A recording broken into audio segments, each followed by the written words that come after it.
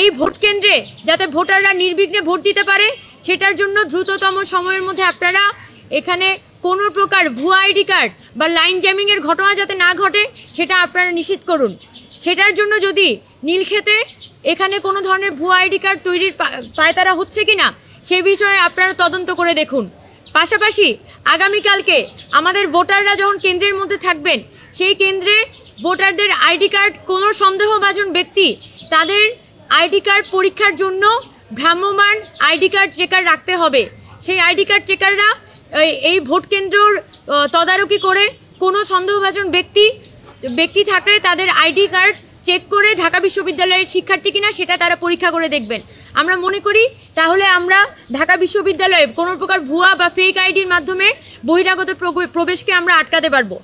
দ্বিতীয়ত সর্বশেষ আমরা যেটা বলতে চাই যে আমরা সবাই জানি যে অত্যন্ত গরম পড়ছে।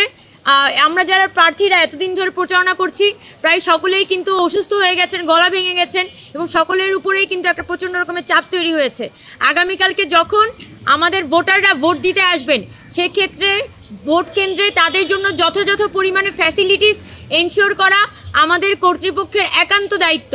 সেক্ষেত্রে আমরা কর্তৃপক্ষের কাছে এটা বলতে চাই যে আমাদের শিক্ষার্থীদের জন্য পানি, আমাদের শিক্ষার্থীদের জন্য পর্যাপ্ত চিকিৎসা ফ্যাসিলিটিস, মেডিকেল ফ্যাসিলিটিস এবং তাদের জন্য যাতে সিটিং অ্যারেঞ্জমেন্ট থাকে এবং ভোটাররা যাতে ওখানে এই তীব্র গরমের মধ্যে কোনো প্রকার ভোগান্তির শিকার না হয় তাই পুরো কেন্দ্রের মধ্যে অবশ্যই প্রপার সিটিং অ্যারেঞ্জমেন্ট থাকতে হবে এবং তাদের অবশ্যই কেন্দ্রের মধ্যে ফ্যানের ব্যবস্থা থাকতে হবে।